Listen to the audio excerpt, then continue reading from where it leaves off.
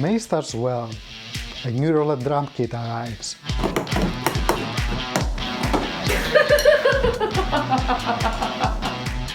I decide to complete my music instrument setup with all the instruments I like. With the motto, who needs talent with all this gear? I go on a spreading spree. While things are in transit, I discover a fantastic set of videos explaining epidemiology in terms of control theory. What the guy said made so much sense. Highly recommend it. It made me feel sane. Of course, I broke my Microsoft Surface too, and the repair service was amazing. Well done, Microsoft. Nice to see you back on the game. A Google TPU that looks cool and I never really used. Impulsive buying? Tell me about it. 10th of May, big day. That's my most quoted article about COVID. It was the first I read that talks about dosages. Till that point, the idea was that if you touch something with the invisible COVID juice, you would die. Many people still believe this now. For me as a physicist, it was quite clear that dosage is important as well as the strength of your immune system. I was near certain out of my subway experience all those months that I was exposed a lot. I think every New Yorker was. So dosage mattered. As you would expect with any virus, up to a certain level you develop some immunity. Beyond a certain level you get sick. I decided to confirm it, so I got tested for antibodies. And I didn't have them. A few months later, research proved that antibodies, in contrast to immunity, are short-lived. We'll never know, but having no antibodies was a bit of disappointment for me back then. After this point in May, I didn't learn anything new about COVID, except for the announcement of the vaccine. Work from home conditions were getting a bit funny. I ended up taking calls in the hallway when the flat was busy. But here's the cool thing. Let's say you add a stepper under your standing desk. Then you can burn 2500 calories during the 8 hours of work. Can you imagine that?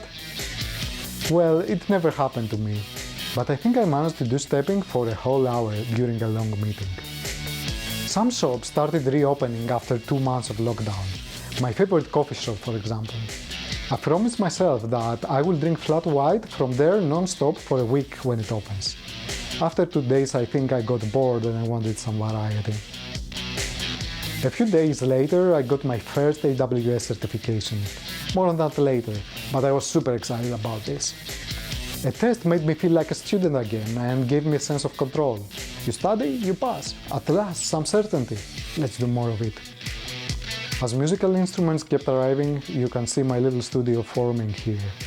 It's ready and this is how it looks like, now, half a year later. So happy. I celebrated with a jamming session with someone who actually could play some music, and that wasn't me. One more certification, and then upstate New York.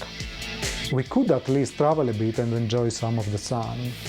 The whole area was deserted, and it was super awkward being unable to find a restaurant open. But still, we had a super good time and played lots of Ticket to Ride. You won't believe it, but this was also the first time I saw a drone from that close. It was impressive, very impressive. It seemed so powerful, but it made me wonder why people care so much about shooting videos with something so powerful. That was indicative of how clueless I was about what was about to happen to me.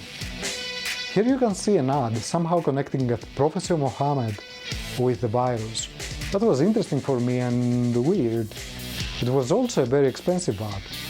But just for a second, look below that. It's a bank. Hold this for a second. Some protests, meeting some friends from East Village, Stuytown, young people properly social distancing, well done. And here we are. Same day, same bank with displays broken. Same for shops down the street. That's why stores were boarding up about a month ago. The protests related to Black Lives Matter just started, and despite the fact they didn't cause the unrest, there was some unrest. Baron Rothschild, an 18th century British nobleman, is credited with saying that the time to buy is when there is blood on the streets. Well, at that point there was all sorts of blood in the streets. Already since March, as the number of hospitalizations and the worry went up, there was a stock market collapse. I had to buy. You had to buy. I feel sorry for the people who saved money this year. People say, save for a rainy day. This wasn't a rainy day, it was an entire rainy year. Buy, buy, buy. I bought instruments, screens, gadgets, I bought stocks, cryptos, and many more things that I'm going to reveal later. Was I clear-minded? No. It would worry me in a typical year, but this wasn't a typical year. Whatever it takes to stay sane. If you need to buy, buy. And I mean both investing and spending. Buying makes you feel good. It makes you feel you control a little bit of your world that is totally out of control.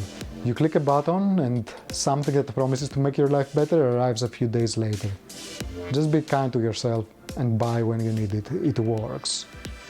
Don't get me wrong, I didn't buy because I can afford it. I spent by far below my means. But I have to admit that all the things I buy need a significant investment of time to do something with them. And I don't have that time yet. I could buy them later.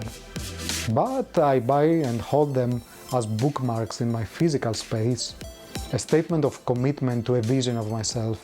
And somehow, a month or a year later, they all manifest. That was May.